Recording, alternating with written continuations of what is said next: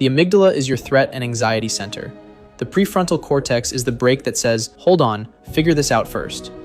In 2013, researchers at the University of Illinois put people into a brain scanner, gave half of them alcohol and the other half a placebo, and showed them photographs of faces. In the participants who had been drinking, the connection between these two regions essentially fell apart. The amygdala was screaming danger, and the cortex was silent. And in people where that connection is weaker to begin with, it breaks first. But the most interesting piece goes deeper than brain chemistry. It goes all the way back to childhood. In 2002, geneticist Avshalom Caspi published a finding in Science. Carriers of the low-activity version of the MAOA gene, often called the warrior gene, were more likely to show aggression. But only under one condition. Only if they had experienced abuse as children. Without trauma, the gene stayed quiet. A meta-analysis of 20 male cohorts confirmed this in 2014. And this is where it all connects.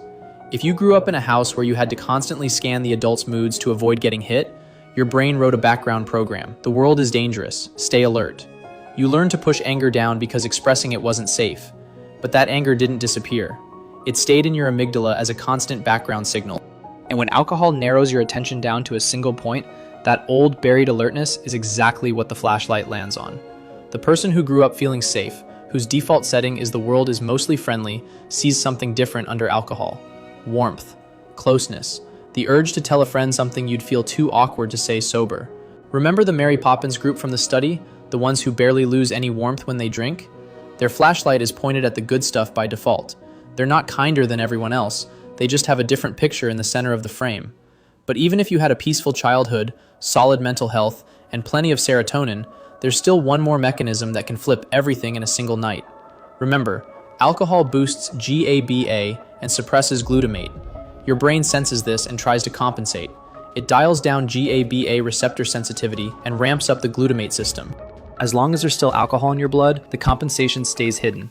But once your ethanol levels drop, the brake lets go, and all that revved up glutamate fires with nothing to hold it back.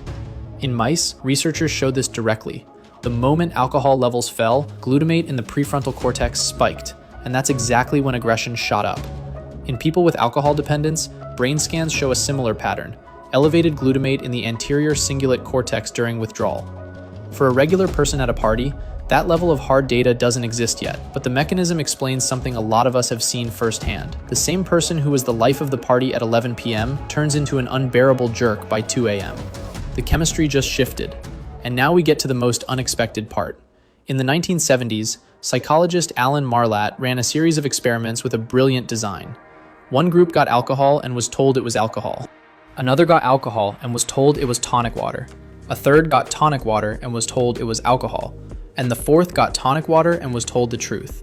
The result, aggression, looseness, giddiness, sexual arousal, all of it was driven not by what people actually drank, but by what they believed they were drinking.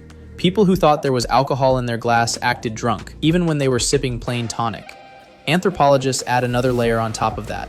In their book, Drunken Comportment, McAndrew and Edgerton described cultures where drunk aggression simply doesn't exist, among the Kamba in Bolivia, the Yuruna in Brazil.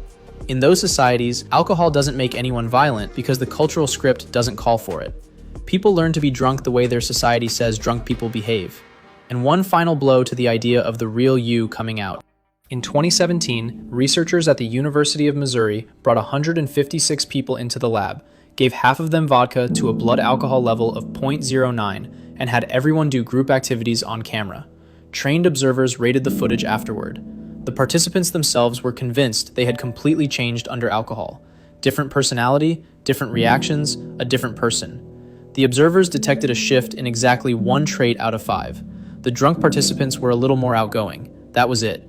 No visible aggression, no visible affection, no visible loss of control, nothing that could be reliably picked up from the outside. Your feeling that alcohol turns you into a different person is mostly an internal show. Vivid, intense, completely convincing to you, but nearly invisible to everyone else. Alcohol doesn't strip away a mask. It shrinks your world down to a single point, and what ends up in that point depends on your chemistry, your scars, the people around you, the culture you grew up in, and how many hours have passed since your first drink. One flashlight, different rooms.